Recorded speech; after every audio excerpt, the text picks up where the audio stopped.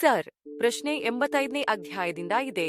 ಇದರಲ್ಲಿ ಏನಿದೆ ಅಂದ್ರೆ, ಕ್ಷಮೆಯನ್ನ ಮೀರಿ ನೀವು ಇನ್ನೊಬ್ಬರ ಬಗ್ಗೆ ದ್ವೇಷವನ್ನು ಹಿಡಿದಿಟ್ಟುಕೊಳ್ಳುತ್ತೀರಿ. ಯಾಕಂದ್ರೆ ನಿಮ್ಮ ಕಲ್ಪನೆಗೆ ತಕ್ಕ ಹಾಗೆ ಬೇರೆಯವರು ಇರಬೇಕು ಅಂತ ನೀವು ನಿರೀಕ್ಷಿಸ್ತೀರಿ. ಅವರು ಹಾಗೆ ಮಾಡೋದಿಲ್ಲ. ಆಗ ನಿಮ್ಮ ಇಚ್ಛೆಗಳಿಗೆ ನೋವಾಗತ್ತೆ. ನಾನು ಇದನ್ನ ಗಮನಿಸಿದೀನಿ. ನಾನು ಪದೇ ಪದೇ ಅಪಮಾನಿತಳಾಗ್ತೀನಿ. ನನ್ನ ಅರಿವಿನ ಪ್ರಕಾರ ಮೊದಲ ರಿಯಾಕ್ಷನ್ ಬರೋದೇ ಎದುರಿಗಿರುವವರನ್ನ ದೂಷಿಸಬೇಕು ಅಂತ. ಇದು ನನ್ನದೇ ಕಲ್ಪನೆಯಿಂದ ಆಗಿದೆ. ಆ ಕಲ್ಪನೆ ಒಡೆದಾಗ ನನಗೆ ನೋವಾಗ್ತಿದೆ ಅನ್ನೋ ಅರಿವು ನಮ್ಮಲ್ಲಿ ಇರಲ್ಲ. ನೋವು ಆಗತ್ತೆ, ಯಾಕಂದ್ರೆ ನಿರೀಕ್ಷೆ ಮುರಿದು ಹೋಯ್ತು. ನಿರೀಕ್ಷೆ ಯಾಕೆ ಮುರಿಯಿತು ಅಂದ್ರೆ, ನೀವು ಬರೀ ಭ್ರಮೆಯಲ್ಲಿ ಇದ್ರಿ. ಎಲ್ಲ ಆಸೆಗಳು ಭವಿಷ್ಯಕ್ಕಾಗಿಯೇ ಇರುತ್ತವಲ್ವಾ? ನೀವು ಒಂದು ಟ್ರಕ್ ಅನ್ನ ನೋಡಿ, 1 ಗಂಟೆಯ ನಂತರ ಅದು 20,000 ಅಡಿ ಎತ್ತರದಲ್ಲಿ ಇರುತ್ತೆ ಅಂತ ಪ್ರೊಜೆಕ್ಷನ್ ಮಾಡ್ತೀರಾ? ಇಲ್ಲ ಅಲ್ವಾ?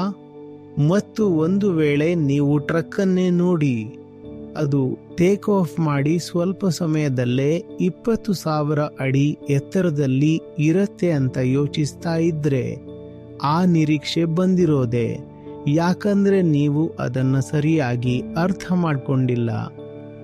ನೀವು ಯಾರಿಂದ ನಿರೀಕ್ಷೆ ಭರವಸೆ ಇಟ್ಕೊಂಡಿದ್ರೋ ಅವರ ಬಗ್ಗೆ ನೀವು ಬರೀ ಭ್ರಮೆಯಲ್ಲಿ ಇದ್ರಿ.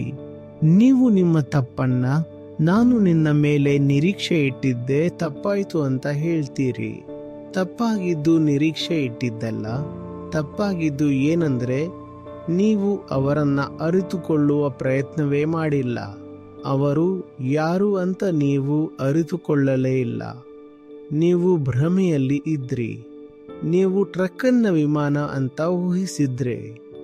ನೀವು ಹಾಗೆ ತಿಳ್ಕೊಂಡಾಗ ಸ್ವಲ್ಪ ಹೊತ್ತಲ್ಲೇ ಅದು 20ರಿಂದ 30,000 ಅಡಿ ಎತ್ತರದಲ್ಲಿ ಹಾರುತ್ತಾ ಇರತ್ತೆ ಅನ್ನೋ ನಿರೀಕ್ಷೆ ತಾನಾಗಿಯೇ ಬರುತ್ತೆ.